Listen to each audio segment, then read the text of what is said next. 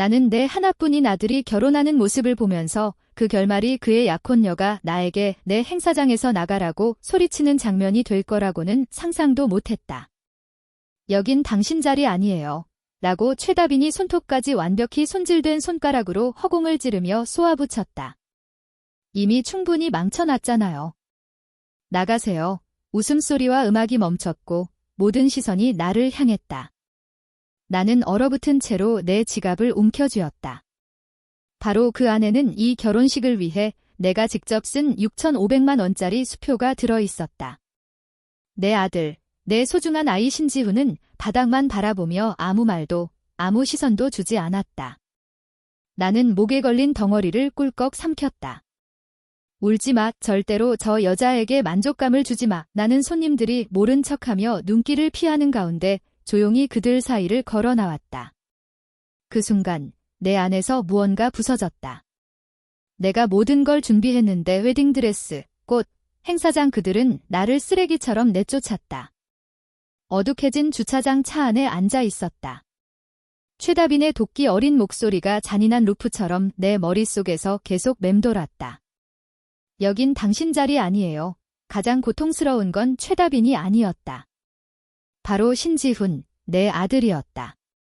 그는 낯선 사람처럼 서 있었고 바닥만 응시하며 나를 위해 한마디도 하지 않았다. 컵홀더 안에서 핸드폰이 진동하며 불빛을 내뿜었다. 메시지들이 쏟아졌다. 왜 나갔어요? 괜찮아요. 제발 소란 피우지 마요. 신연자. 하지만 누구도 나에게 무슨 일이 있었는지는 묻지 않았다. 내 편은 단 한 사람도 없었다. 목이 메어왔지만 꾹 눌렀다. 이들을 위해 울지 않기로 했다. 적어도 오늘 밤은? 대신 내 안에 차오른 분노는 점점 단단해졌고 차갑고 단단한 강철처럼 굳어졌다.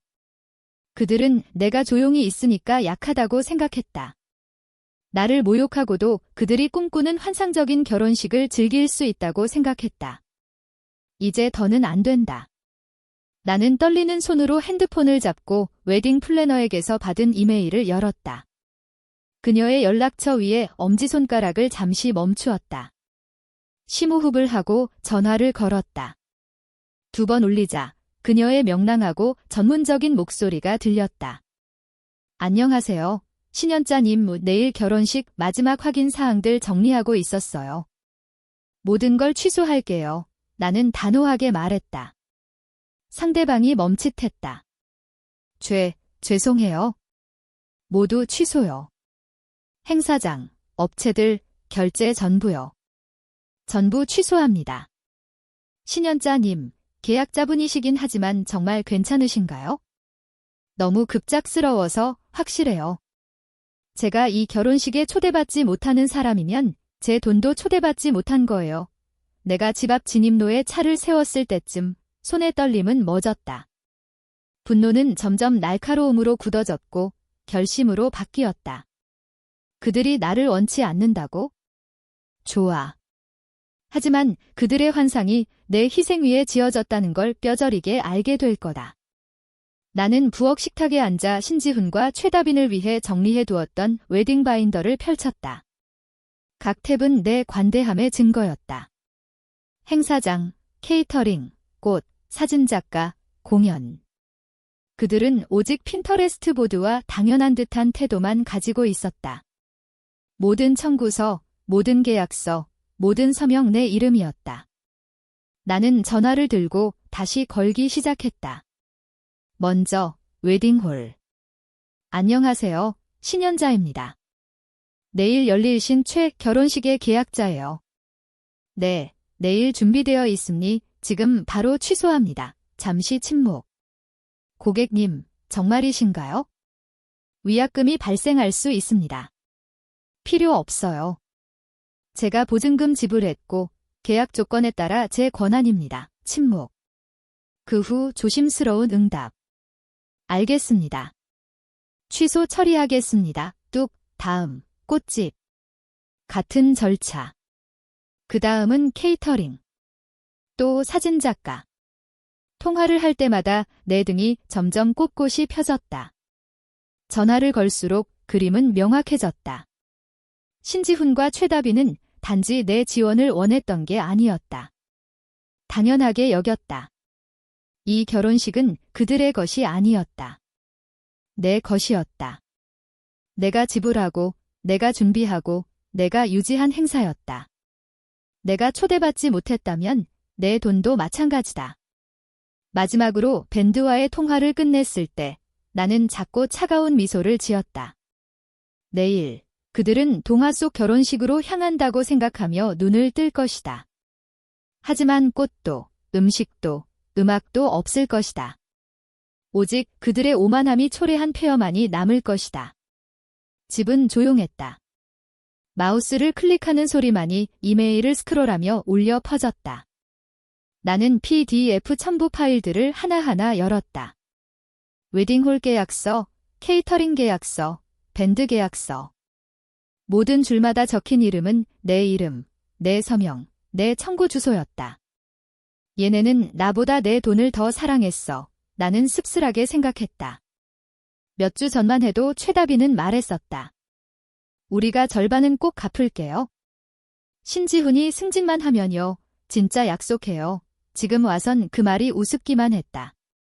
나는 꽃집 계약서를 클릭해서 세부 조항을 훑었다. 고객의 취소 시 보증금은 환불되지 않음이 하지만 나는 고객이었다. 최다빈도 아니고 신지훈도 아니었다. 억울함을 넘은 통쾌함이 내 몸을 휘감았다. 그들은 업체에 전화를 해서 마법처럼 되돌릴 수 없었다. 나 없이는 아무것도 못한다. 그 순간 밖에서 차 문 닫히는 소리가 나를 현실로 끌어냈다. 나는 블라인드 틈으로 밖을 엿보았다. 신지훈의 차였다. 내 심장이 조여왔다. 그는 몇 년 만에 처음 보는 절박함으로 현관문 쪽으로 걸어왔다. 쾅쾅 이 문을 두드리는 소리가 집 안을 울렸다. 엄마, 문 열어봐.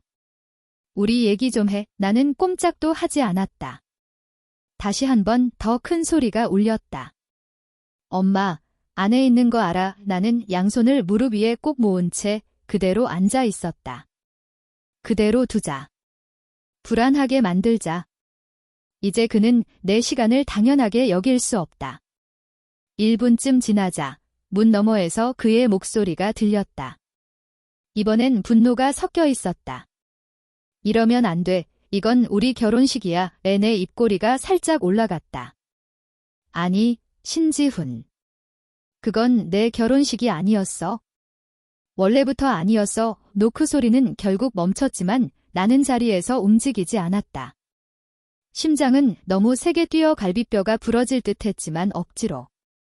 화면 위 깜빡이는 커서를 바라보며 그대로 있었다. 30년 동안 나는 항상 상황을 수습하는 사람이었다.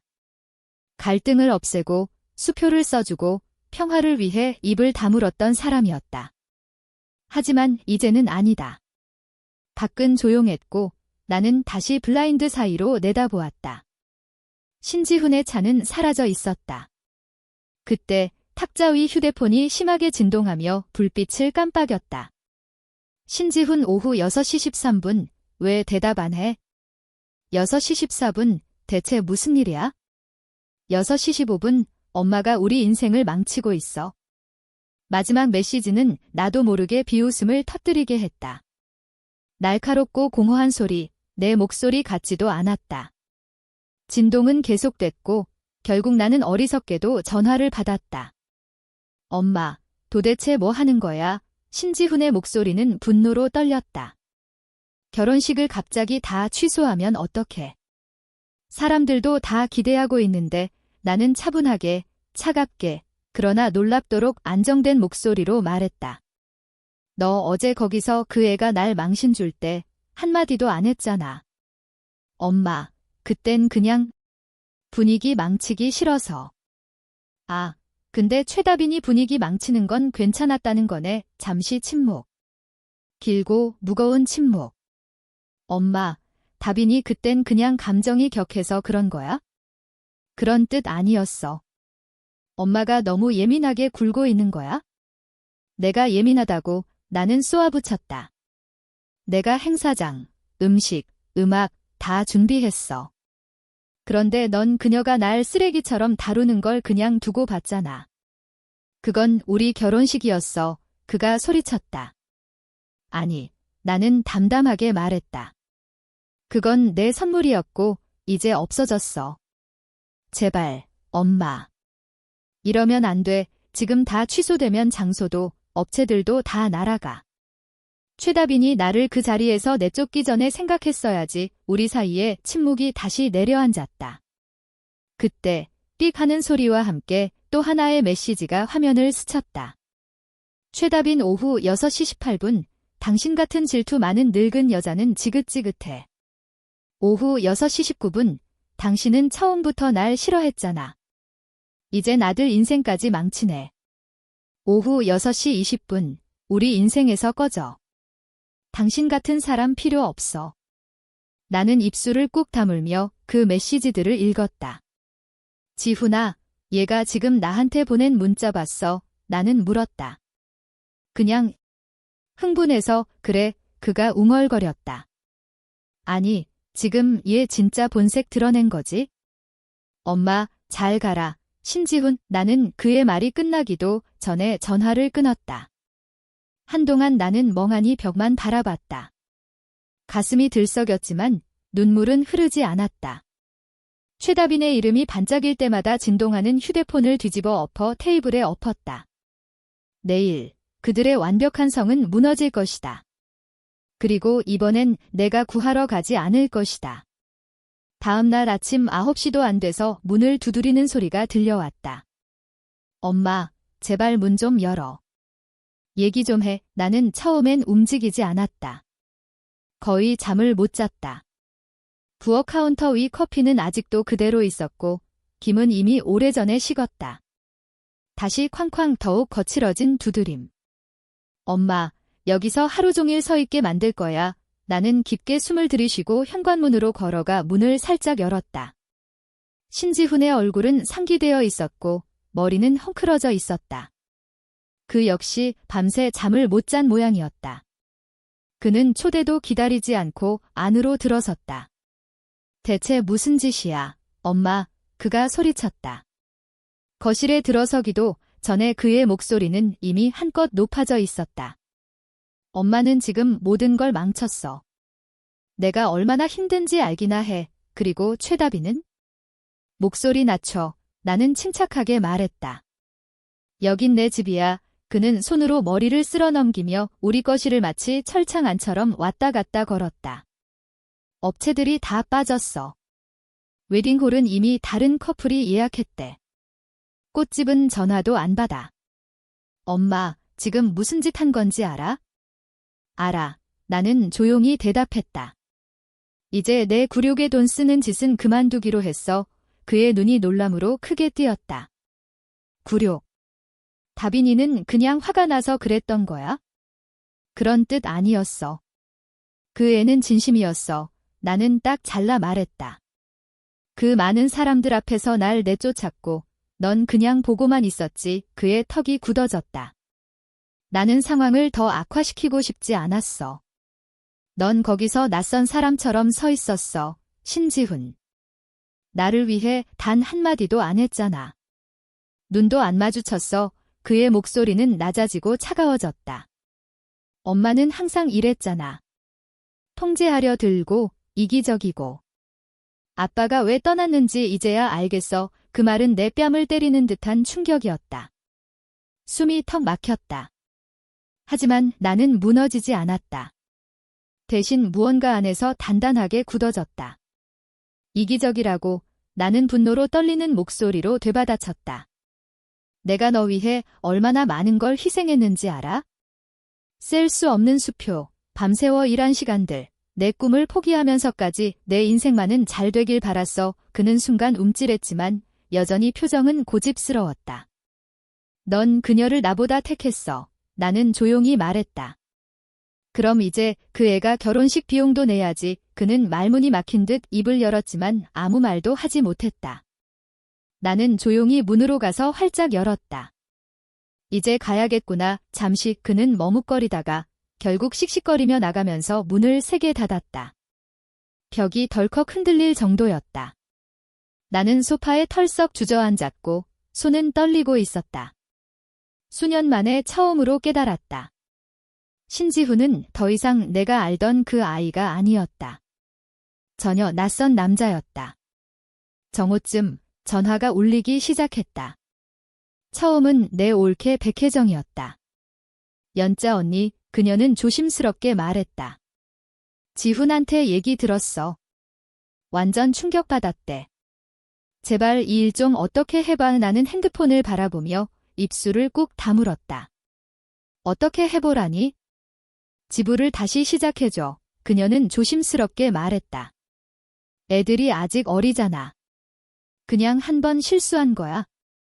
그래도 결혼식인데 내 손이 주먹처럼 움켜쥐어졌다. 내가 망친 거 아니야. 나는 낮게 말했다. 그 애들이 나를 가족이 아닌 낯선 사람처럼 대했을 때 모든 걸 망친 거야. 어색한 침묵. 언니는 항상 강단 있었지. 아마 다빈이는 그게 부담스러웠을지도. 부담스러웠다고? 내가 그녀의 환상 같은 결혼식을 다 지불해줬는데? 그냥 자존심이 가족 사이를 갈라놓게 하지 말자는 거야? 조금만 참아줘. 나는 대답 없이 전화를 끊었다. 5분 뒤 또 전화가 왔다. 연자. 그 목소리에 속이 울렁였다. 동석, 나는 딱딱하게 말했다. 내 전 남편, 신지훈의 아버지였다. 지훈이한테 전화 받았어. 완전히 무너졌더라. 나도 리허설에서 무슨 일이 있었는진 모르지만 이건 너무 심한 거 아니야? 심하다고. 나는 차분하려 했지만 목소리가 높아졌다. 다빈이가 내쫓을 때 넌 어디 있었어? 우리 아들이 고개 숙이고 아무 말 못할 땐 어디 있었어? 지금 옛날 얘기 꺼낼 땐 아니야. 그냥 그날 하루만 조용히 보내게 해줘. 가족끼리 큰 사람 되자고. 또 그 말이네. 나는 씁쓸하게 말했다. 큰 사람 되자라는 말은 결국 조용히 돈이나 내라는 말이잖아. 연자, 너무 감정적으로 굴지 마. 잘 가. 동석, 나는 그가 끝내기도 전에 전화를 끊었다. 창문에 비친 내 얼굴은 창백했고 지쳐 있었다. 아, 결국 이거였구나. 나는 그들에게 가족이 아니었다. 숨쉬는 지갑일 뿐이었다. 그런데도 이상하게 무너지지 않았다. 오히려 그 진실이 내 뼛속까지 스며들었다. 차갑고 무거운 진실. 그들은 내가 사랑해서 약하다고 생각했다. 하지만 이제 알게 될 것이다. 사랑에도 한계가 있다는 걸. 나는 언제 눈물이 시작됐는지, 언제 멈췄는지도 기억나지 않는다. 단지 부엌의 희미한 불빛 아래 조용히 앉아있던 내 모습만 기억난다. 나는 차가운 보리차가 담긴 머그잔을 꼭 쥐고 바닥을 멍하니 바라보았다. 시간이 모래처럼 손가락 사이로 흘러내리는 느낌이었다. 슬픔은 파도처럼 밀려왔고 그것은 단순히 신지훈과 최다빈에 대한 것이 아니었다. 그것은 내가 수년간 몸을 구부리고 무너지고 내 모든 것을 쏟아부으며 헌신했던 사람들, 이제 나를 언제든지 버릴 수 있는 존재로 여기는 그들에 대한 슬픔이었다. 다시 한번 휴대폰이 울렸다. 이번엔 사촌이었다. 연자 이모, 오해 하나 때문에 가족을 깨뜨리진 마세요. 나는 아무 대답도 없이 벨소리를 끄고 그대로 놔뒀다. 흐느낌과 침묵 사이 어딘가에서 하나의 장면이 머릿속을 스쳤다. 내 결혼식 날, 그때 나는 23살이었고 우리 첫 차보다 더 비싼 레이스 드레스를 입고 있었다. 그날 아침 시어머니가 나를 한쪽으로 데려가 이렇게 말했다. 조용한 여자가 최고의 아내가 되는 법이란다. 문제 일으키지 마. 그때 나는 고개를 끄덕이고 웃고 내 안에서 일어나려던 모든 물결을 삼켰다. 하지만 지금 수십 년이 지나 부엌에 혼자 앉아있는 나는 그것을 분명히 깨달았다. 조용하다는 건 약하다는 뜻이 아니다. 나는 더 이상 모두를 만족시키기 위해 스스로를 부러뜨리던 그 여자가 아니었다. 그 여자는 이제 없다. 기묘한 평온이 내게 스며들었다. 피로보다 무겁고 슬픔보다 날카로웠다. 나는 의자에서 일어나 마시지도 않은 차를 싱크대에 부었다. 그리고 뺨을 닦았다. 이제 올 일은 끝났다. 사랑과 존중을 구걸하는 것도. 신지훈과 최다빈이 나를 망신주고도 내가 마련한 동화 같은 결혼식에서 환하게 웃을 수 있다고 생각했다면 착각도 큰 착각이었다. 완전히 틀렸다.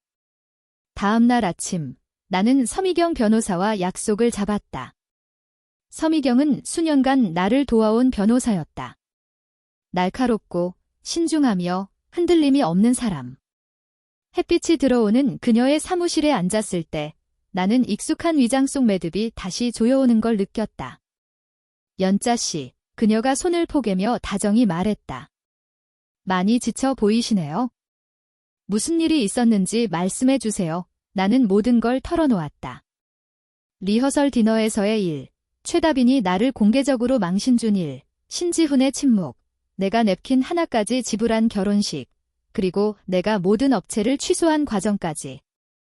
서미경은 말을 끊지 않고 조용히 들었다. 그녀의 표정은 읽을 수 없었다. 내가 말을 멈추자 그녀는 등을 의자에 기대며 입을 열었다. 분명히 말씀드릴게요. 연자 씨는 아무 잘못도 없어요. 모든 계약은 연자 씨 이름으로 되어 있고 모든 비용도 본인 계좌에서 나갔어요. 그들이 진짜 결혼식을 원한다면 이제 자기들이 돈을 내야죠. 나는 천천히 숨을 내쉬었다. 분노 속에서 작은 안도감이 피어올랐다. 혹시 소송 걸겠다고 하면요. 나도 모르게 목소리가 낮아졌다. 서미경의 입꼬리가 희미하게 올라갔다. 무슨 근거로요? 전혀 없어요. 만약 정말 어리석게도 변호사를 써서 내용 증명이라도 보내면 저한테 넘기세요. 제가 처리할게요. 그 순간 사무실 문이 똑똑 두드려졌다. 정소연 비서가 얼굴을 내밀었다. 죄송합니다. 변호사님. 급한 전화라는데요. 신지훈 씨입니다. 나는 얼어붙었다. 서미경이 한쪽 눈썹을 올리며 물었다. 받으시겠어요? 아니요. 나는 재빨리 대답했다. 지금은 아니에요. 잘하셨어요. 서미경은 고개를 끄덕이며 말했다. 이제는 그 애가 긴장해야 할 차례죠. 연자 씨는 이미 너무 오래 짊어졌어요. 몇 주 만에 처음으로 가슴 한쪽에서 익숙하지 않은 감정이 피어올랐다. 분노도 슬픔도 아니었다. 그건 힘이었다. 조용하지만 단단한 힘. 나는 고개를 끄덕였다. 맞아요. 서미경은 서류 한 묶음을 내게 건넸다. 각 업체의 결혼식 취소와 법적 권한이 연자 씨에게 있다는 걸 공식 통보하겠습니다. 그리고 신지훈이나 최다빈이 직접 여길 찾아와도 이제 그들은 저를 상대하게 될 거예요. 나는 서명하면서 손이 더는 떨리지 않았다. 분노하든 울든 그건 그들의 몫이었다. 나는 더 이상 그들의 지갑이 아니었다. 서미경 사무실에서 나와 집에 도착했을 때 내 휴대폰은 끊임없이 울리고 있었다. 처음엔 무시했지만 곧 수십 개의 알림이 폭주했다. 페이스북, 인스타그램, 그리고 몇 년 만에 연락 온 사람들까지. 속이 싸하게 내려앉았다. 나는 페이스북을 열었다. 제일 먼저 뜬 건 최다빈의 얼굴이었다. 붉어진 눈, 눈물 자국이 흐른 뺨, 완벽하게 헝클린 듯 한 번 헤어에 손에 든 휴지. 영상 캡션엔 이렇게 쓰여 있었다. 앞으로의 시어머니가 질투와 악의로 우리 결혼을 망칠 줄은 몰랐어요. 가슴이 찢어집니다. 나는 재생 버튼을 눌렀다. 다 취소했어요. 최다빈은 카메라 앞에서 흐느꼈다. 행사장, 꽃, 음식까지. 전부 다. 그녀는 업체들에게 협박까지 했다고 주장했다. 우리가 그동안 그분을 위해 해드린 게 얼만데 지금은 우리 인생에서 가장 행복해야 할 나를 망치려 하고 있어요. 최다빈의 목소리는 극적인 감정으로 갈라졌다. 우린 이걸 공개하고 싶지 않았어요. 하지만 그분이 우리에게 선택권을 없앴어요. 제발 우리가 다시 회복할 수 있도록 기도해 주세요. 댓글은 쏟아지고 있었다. 세상에 어느 엄마가 저래? 연 끊어야 해. 완전 독한 분이네. 힘내요, 다빈 씨. 진짜 안타깝다. 나는 스크롤을 내리며 가슴이 불길처럼 타올랐다. 모든 말이 거짓이었다. 우리가 해드린 거라고? 나는 그녀의 꿈을 위한 결혼식을 모두 지불했다. 그녀의 디자이너 드레스, 터무니없이 비싼 웨딩홀, 직접 고른 케이터링까지 모두 내 수표로 결제한 것이었다. 그런데 이제는 나를 악역으로 몰아가고 있었다. 또 하나의 알림이 떴다. 이번에는 인스타그램. 최다빈이 신지훈과 포옹한 사진을 올렸고 캡션은 이랬다. 우리는 증오에 지지 않을 거예요. 가족은 서로를 지지하는 존재지 찢는 존재가 아니에요. 수백 개의 좋아요와 수십 개의 응원 댓글이 달렸다. 내 손이 떨리기 시작했다. 슬픔이 아니라 분노로. 나는 메모장을 열고 목록을 작성하기 시작했다. 게시물 하나하나, 댓글 하나하나, 거짓말 하나하나, 나는 모두 스크린샷을 찍어 서미경 변호사용 폴더에 차곡차곡 저장해뒀다. 최다빈이 전쟁을 원한다면 받게 될 것이다. 하지만 그녀가 상상한 방식은 아닐 것이다. 이번엔 나는 울지 않을 거다. 이번엔 나는 애원하지 않을 거다. 이번엔 나는 싸울 거다. 그 시작은 꽃집에서 온 이메일이었다. 계약 취소에 따라 신최 결혼식의 꽃 장식 서비스는 제공이 어렵게 되었습니다. 좋은 결말이 있길 바랍니다. 이어서 사진작가가 인스타그램 스토리에 이번 주 주말에 갑작스러운 일정 취소로 예약 가능이라는 글을 올렸다. 그리고 밴드에서 정중한 음성 메시지가 왔다. 신연자님, 신최 결혼식 일정이 취소되었다고 확인해 주셔서 감사합니다. 기록에서 삭제하겠습니다. 도미노처럼 업체들이 하나씩 무너졌다. 금요일 아침이 되었을 때 결혼식은 이미 완전히 붕괴돼 있었다. 그리고 그때 전화가 왔다. 최다빈이었다. 이번엔 그녀의 목소리가 달랐다. 팽팽하고 떨렸지만 달콤한 척 덧칠된 목소리. 연자 어머님, 통화 좀 가능하실까요? 듣고 있어요. 나는 무표정하게 대답했다. 리허설 때 너무 분위기가 안 좋아서 그랬어요. 결혼식 앞두고 다들 예민하잖아요. 제가 그땐 좀 심했어요. 너는 내게 나가라고 했잖니. 나는 싸늘하게 말했다. 사람들 앞에서. 그건 제가 너무 감정이 격해서. 하지만 그 일 하나 때문에 모든 걸 망치고 싶진 않아요. 지훈이랑 저는 지금 보증금 다 날리게 생겼어요. 하객들도 기다리고 있고요. 이를 악물고 웃는 기색이 느껴졌다. 현명하게 생각해주세요. 이건 지훈이를 위해서예요. 그 아이 인생에서 가장 중요한 날이에요. 망치지 마세요. 나는 핸드폰을 꽉 쥐었다. 난 아무것도 망친 게 없어. 나는 차분히 말했다. 나는 나 자신을 구하고 있는 거야. 전화기 너머로 정적이 흘렀다. 그리고 그녀의 목소리에서 설탕이 거치고 독이 드러났다. 당신 같은 비뚤어진 늙은 여자는 그녀가 속삭였다. 처음부터 날 질투했잖아. 지훈이는 당신보다 나은 사람을 만날 자격 있어. 그럼 더 나은 사람을 만나라고 해. 나는 그녀가 말을 잇기도 전에 전화를 끊었다. 거의 즉시 또 전화가 왔다. 이번엔 신지훈이었다. 나는 받지 않았다. 자동으로 음성 사서함으로 넘어갔다. 나는 책상에 앉아 이메일을 확인하던 중 제목 하나가 눈에 들어왔다. 몰디브 허니문 패키지 최종 결제 확인. 처음엔 스팸인 줄 알았다.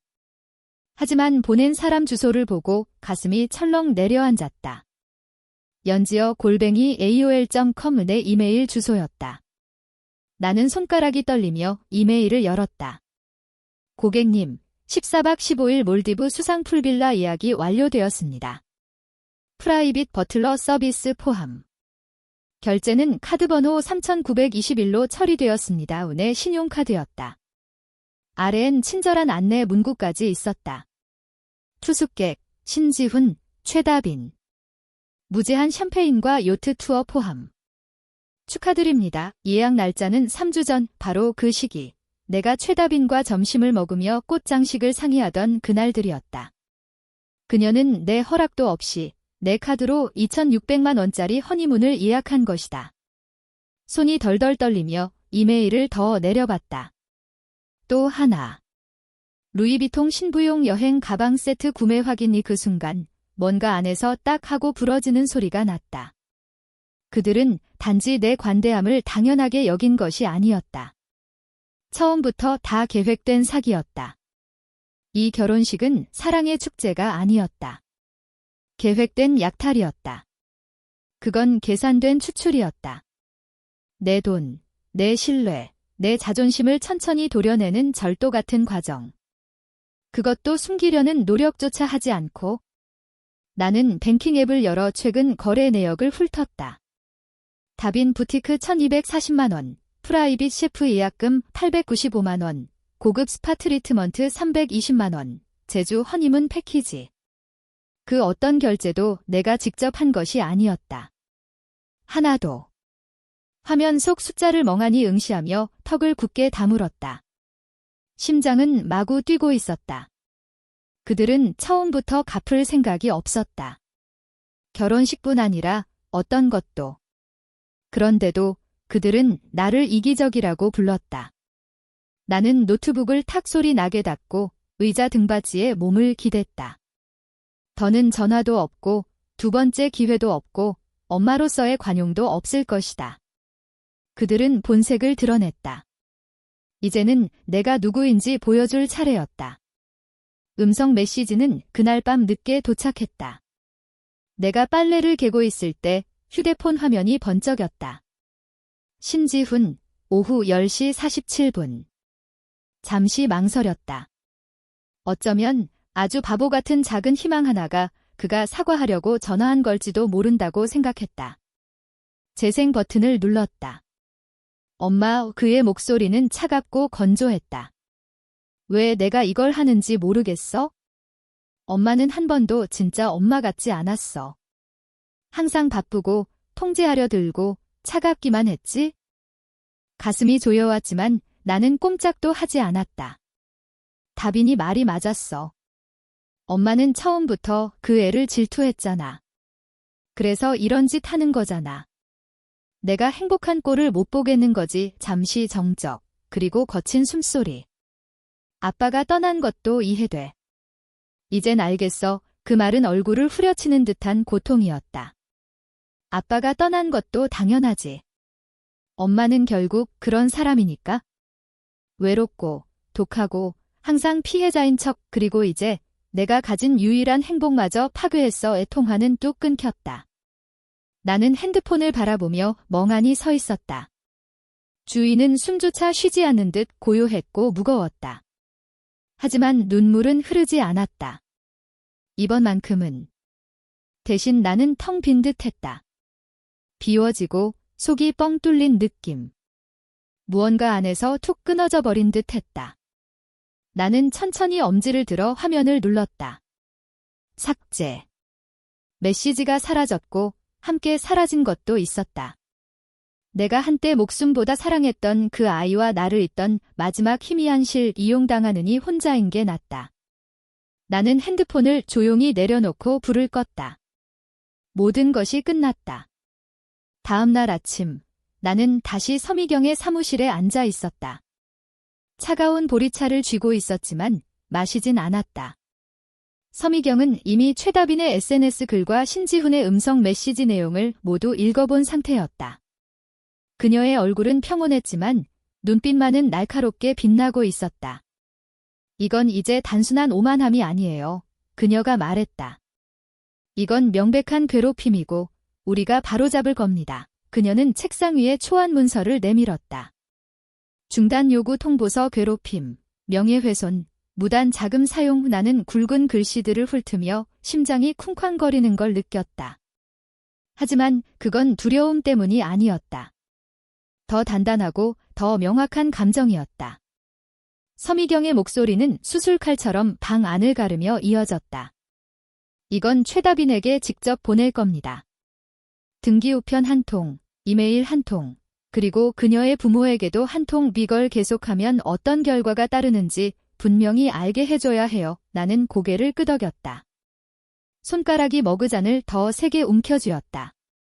그리고 신지훈 얘기인데요. 그녀는 공동 계좌라고 적힌 폴더를 탁탁 두드렸다. 혹시 그 계좌에서 그가 계속 돈을 인출하고 있다는 거 알고 계셨어요? 속이 찌릿하게 꼬였다. 아니요. 그거 몇 년 전에 멈췄는 줄 알았어요. 아니에요. 실제로 그녀는 최근 거래 내역을 펼쳐 보이며 말했다. 지난달에도 750만 원 인출했어요. 웨딩홀 계약금 낸 직후 내 얼굴에서 피가 빠져나가는 게 느껴졌다. 하지만 서미경은 흔들리지 않았다. 오늘 바로 계좌를 동결해야 해요. 안 그러면 남은 돈도 다 빼갈 겁니다. 나는 그 폴더 위에 손을 올렸다. 그 계좌는 나는 항상 너 곁에 있을 거야 라는 내 방식의 약속이었다. 하지만 그 약속은 더 이상 의미가 없었다. 진행해주세요. 나는 조용히 말했다. 서미경은 고개를 끄덕였다. 처리하겠습니다. 그녀는 휴대폰을 집어들어 파라리걸에게 지시를 내리기 시작했다. 목소리는 차분하고 전문적이며 흔들림 없었다. 지금 내게 가장 필요했던 침착함 그 자체였다. 그녀가 중단 요구 통보서를 받아 쓰는 소리를 들으면서 나는 이상할 정도로 안정감을 느꼈다. 손이 떨리지 않았다. 눈물도 나지 않았다. 심지어 화도 나지 않았다. 몇 주 만에 처음으로 나는 흔들리지 않았다. 신지훈과 최다비는 이미 내게서 충분히 빼앗았다. 내 돈, 내 자존감, 내 어머니로서의 위치까지. 더 이상은 허락하지 않겠다. 서미경은 전화를 마치고 나를 바라보며 잔잔하게 미소 지었다. 연자 씨, 모든 걸 완벽하게 잘하셨어요.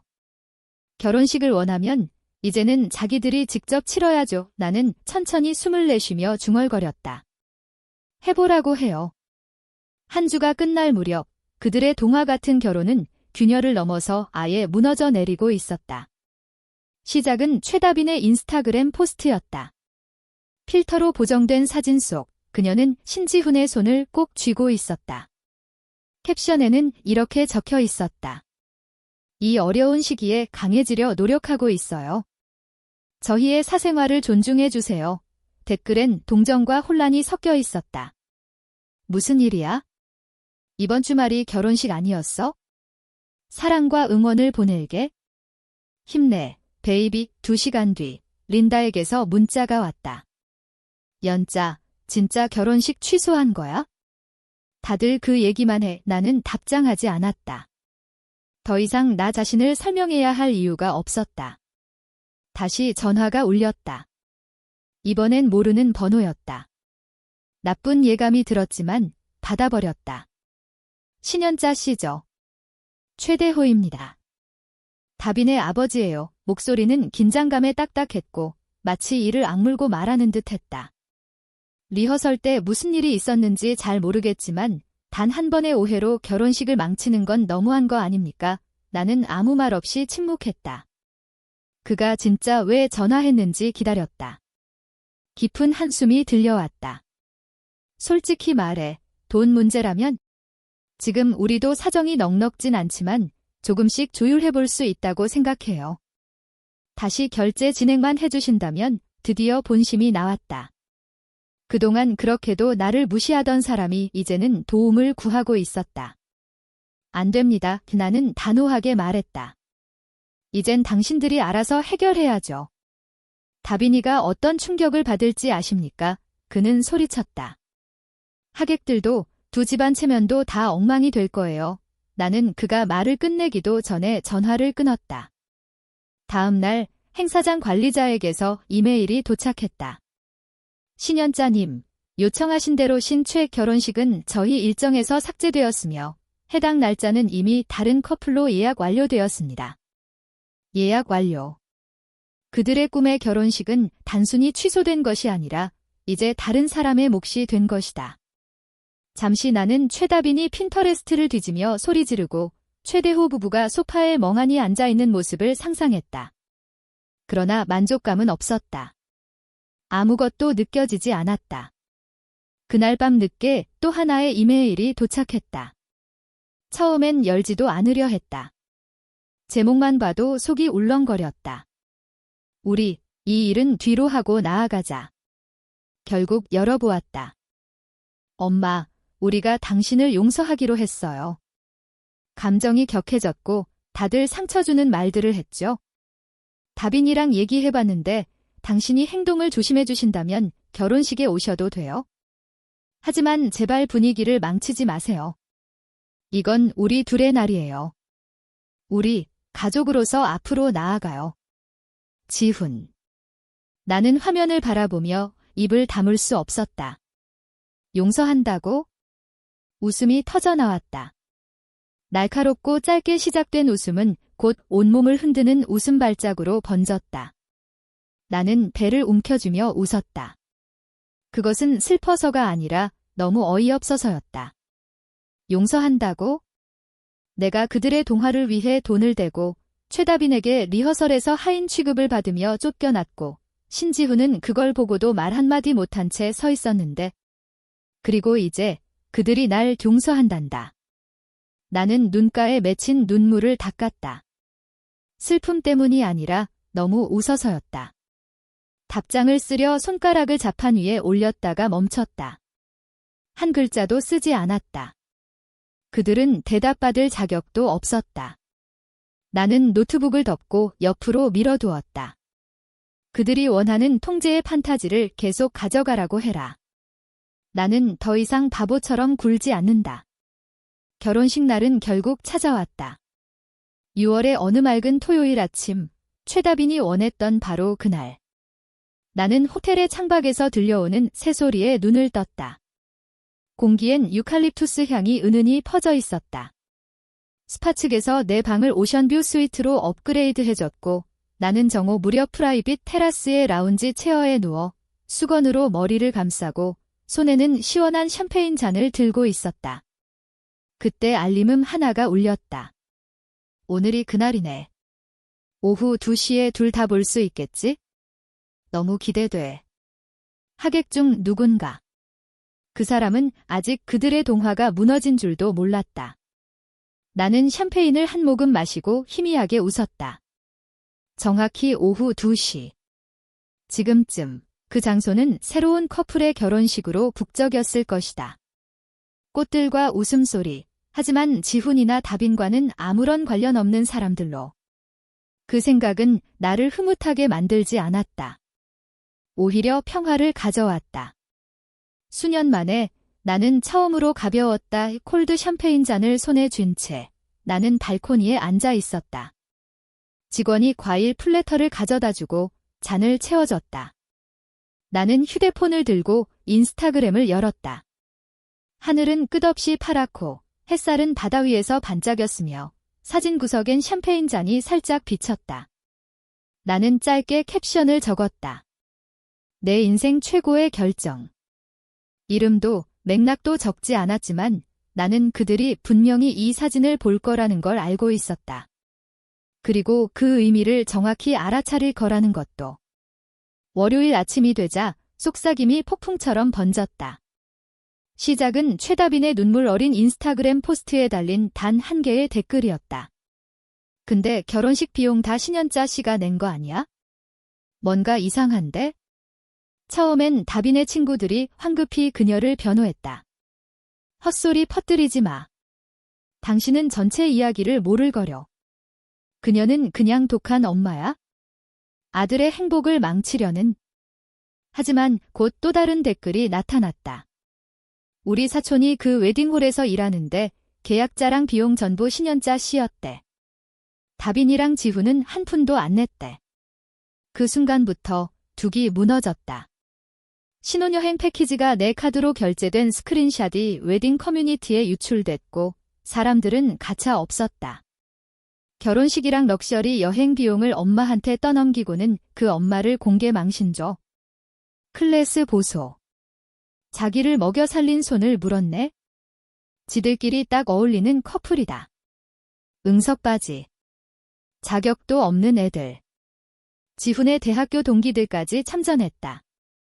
얘가 여자들한테 끌려다닌 건 학교 때부터 그랬어. 새삼 놀랍지도 않음. 나는 아무 말도 하지 않았다. 좋아요도, 공유도 하지 않았다. 하지만 모든 스크린샷을 저장했다. 하나도 빠짐없이. 그날 오후, 린다가 전화를 걸어왔다. 연자야, 그녀는 조심스럽게 말을 꺼냈다. 진짜 미안해. 우리가 다빈이 말을 너무 고지곳대로 믿은 것 같아. 당신이 이유도 없이 망치려 한다고만 들었거든. 당신은 그녀를 믿었지. 나는 담담히 말했다. 알아. 근데 사람들이 이제 진실을 보기 시작했어. 그냥 당신 혼자가 아니라는 걸 말하고 싶었어. 나는 대답하지 않았다. 연민은 필요 없었다. 내가 필요했던 건 명확함. 그리고 나는 그걸 얻었다. 수년간 나는 갈등을 피하고자 남에게 주고 또 줬다. 하지만 자기 자신을 희생해서 얻은 평화는 진짜 평화가 아니다. 그건 침묵이다. 그리고 나는 더 이상 침묵하지 않을 것이다. 2주가 지나자 소문은 들불처럼 번졌다. 최다빈의 인스타그램은 조용해졌고 신지훈의 프로필 사진도 사라졌다. 처음엔 한 지인이 SNS에 짧게 올렸다. 다시는 널 도운 사람한테 이빨 들이밀지 마라. 그 다음 다빈의 사촌이 트윗을 올렸다. 결혼 자금도 못 대는 사람이 그 돈 된 사람을 소리쳐 쫓아낸다고? 이제 사람들은 더 이상 수군거리지 않았다. 그들은 비웃고 있었다. 다빈의 게시글은 웨딩 포럼에도 유출됐고 낯선 신부들과 누리꾼들이 그녀를 맹비난했다. 지 며느리면서 돈 대주는 사람 쫓아낸다고? 설마 진짜 시엄마를 슈가 마마로 쓴 거야? 역대급 갑질이다. 도대체 어떤 인간이 결혼식 스폰서를 내쫓지? 심지어 몇몇 업체들도 익명으로 참전했다. 한 플로리스트는 이렇게 썼다.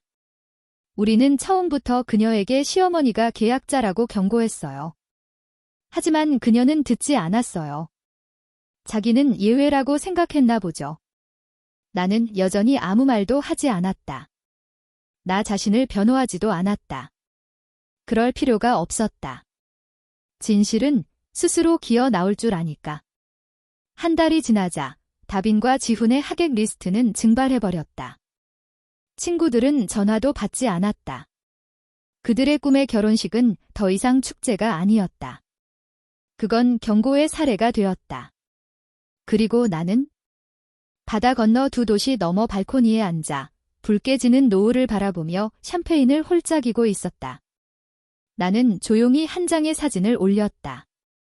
발을 올려놓은 의자, 끝없이 펼쳐진 바다. 캡션은 단 하나. 행복은 내게 더 잘 어울린다. 나는 좋아요도 확인하지 않았다. 지훈이 봤는지, 다빈이 봤는지, 아니면 나를 한때 드라마 퀸이라 부르던 친척들이 봤는지도 중요하지 않았다. 이건 그들을 위한 게 아니었다. 이건 나를 위한 것이었다. 다음 날 아침 전화가 울렸다. 신지훈이었다. 나는 한참을 화면만 바라보다가 거절 버튼을 눌렀다. 곧이어 문자가 왔다. 엄마, 얘기 좀 할 수 있을까? 우리 잘못했어. 나는 전원을 꺼버리고 휴대폰을 뒤집어 식탁에 내려놓았다. 수년간 나는 남들의 폭풍 속으로 끌려갔다. 이젠 내가 선택했다. 평화. 그리고 그 평화는 다시는 그들의 혼란 속으로 돌아가지 않는 것을 의미했다. 그들은 내가 조용하다고 약한 줄 알았다. 그들은 나를 모욕하고도 여전히 내 관대함으로 살 수 있을 줄 알았다. 그들은 틀렸다.